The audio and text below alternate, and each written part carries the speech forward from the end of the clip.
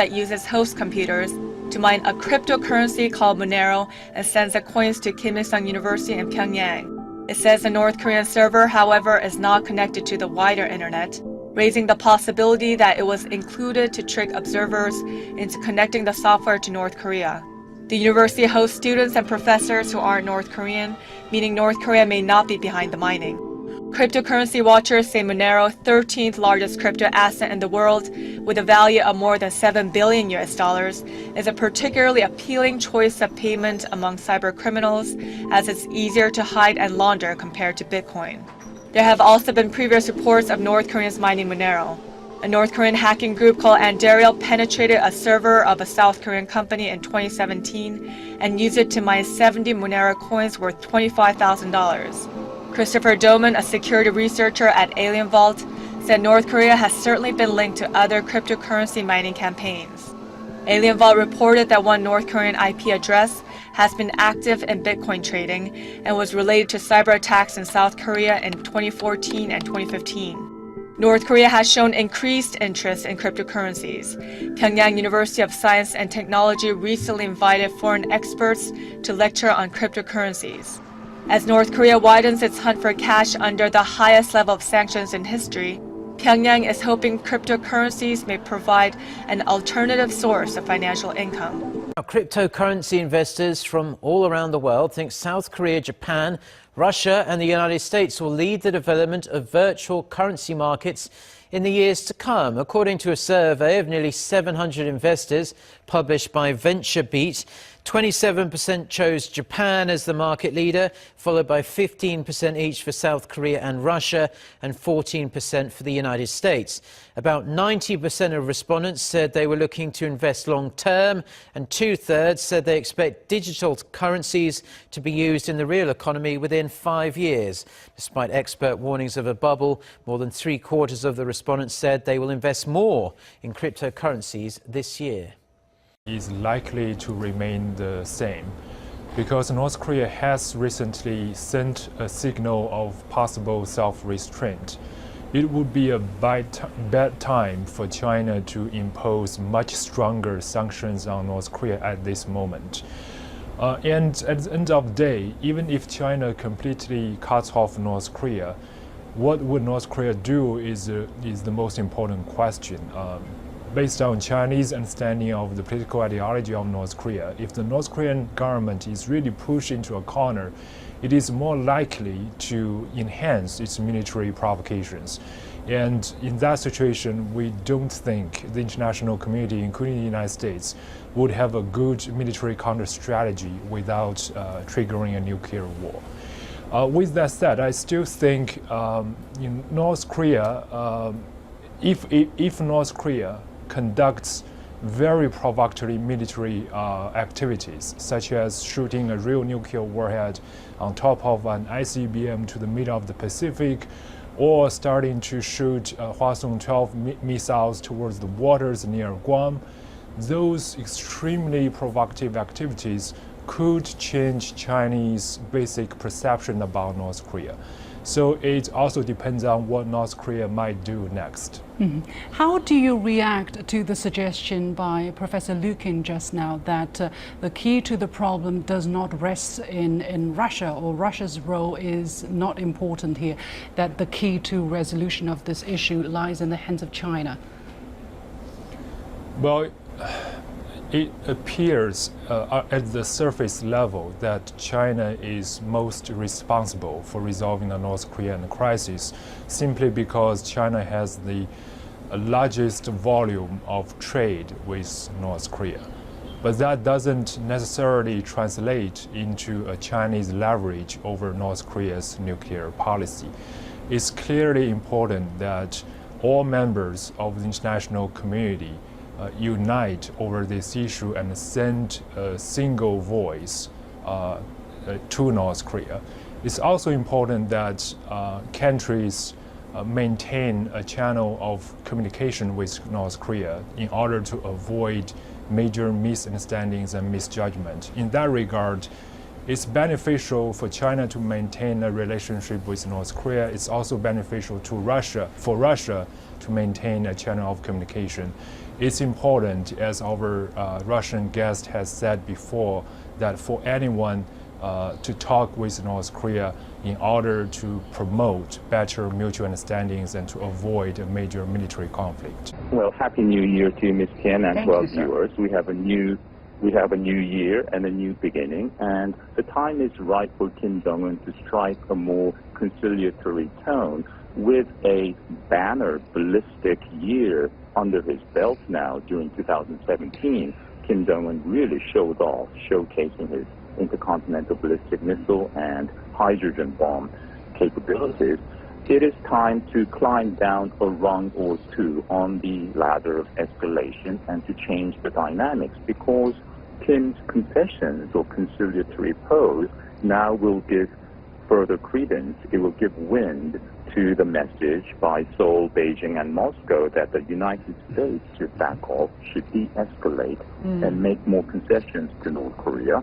And the more Kim comes across as the aggrieved party, clinging onto weapons out of paranoia as he is being threatened with total destruction by President Trump, and the more Trump comes across as the aggressor, motivated by machismo and perhaps even megalomania, all this works in Kim's favor. So the dynamics are quite important right now. The shift in the dynamics for now will favor de-escalation, and the crisis-like atmosphere in the Korean Peninsula over the past several months will change in the short term.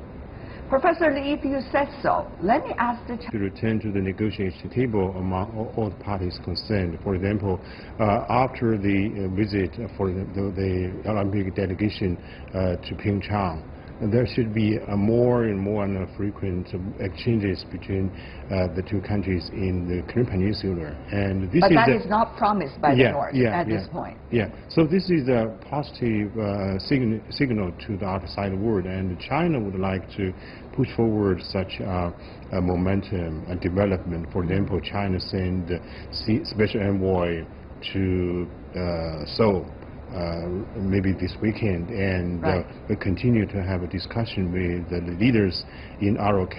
And actually, Moon Jae-in, after he took the office as president, he has proposed several initiatives. For example, he would like to have a ROK and DPRK community of economic cooperation. Right. And actually, after the remarks from Kim Jong-un, the ROK leaders also gave very positive response, and they would like to have more and more exchanges with the counterpart from DPRK. So China's position is very clear. China welcomed, you mentioned just now, the positive development, especially have anticipated that this would be an issue, again, primarily because of the Olympics. The Olympics, Winter Olympics, sort of give every side an excuse to do something a little differently, at least for a short period of time. But I think what you put your finger on, possibly the biggest political development here, is the situation that President Moon finds himself in. And he has been struggling with this since his election. He both wants to stay very close to the U.S.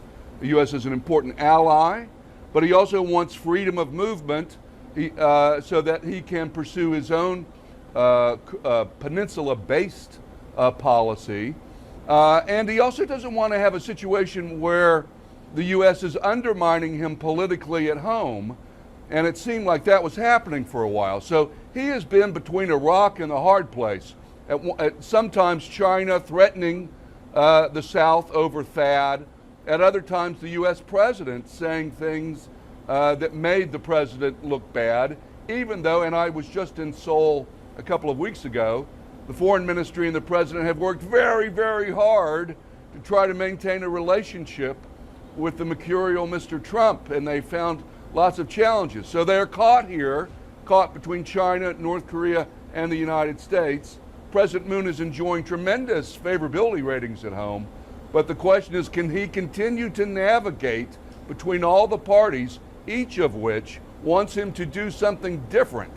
And so I think the challenge for Moon coming forward will be maybe meeting with the North Koreans, showing some flexibility in some areas, But I think you'll see Moon continue to insist that international sanctions, UN sanctions, be enforced. And that's the way he'll try to sort of keep an open line between all the parties. Yes on dialogue, but yes on international sanctions, especially if testing continues. Of course, we're only seeing the beginning. First, Russia is accused of many things, and it's like a scapegoat for everything. And the Americans, for example, like to create some difficult situation, as they did in Ukraine or in some other places, and then accuse Russia. They even accuse Russia of doing something bad inside the United States. So Russia has no reason to do that. The commercial gain would be very small because we almost don't have any trade with North Korea, very small, like thousands of dollars. And why should they do it? Russia has always, from the very beginning, supported every UN resolution against nuclear weapons in North Korea. So I don't think it's true. But on the other hand, because it wouldn't have any meaning for Russia. Okay. We're hoping that this will lead to further negotiations and talks that will set a stage or a foundation for a easement of tensions on the Korean Peninsula and hopefully a resolution to the nuclear issue that has been arising in this region, which is affecting the world. Mr. Pan, is this purely an attempt by the North Koreans to test waters, or do you think that this could be a genuine attempt to move forward and solve the long disputes between all the parties? Well, I think that it is genuine, is my sense, but of course it really depends on what your expectations are. If your expectation is that this is going to lead to denuclearization of North Korea's policy, well, that's not going to happen. But it is a genuine attempt, I think, to reduce war tensions and to try to bring some degree of normalcy back to the situation. Mr. Ch I think it's hard to say right now, but I think it's safe to assume that there is a political agenda. We won't know until we actually come to a meeting table with the North Koreans, which will happen in a couple of days. So I think it would be prudent to see and wait to see what happens during those meetings and those initial talks. Let's move a little bit beyond the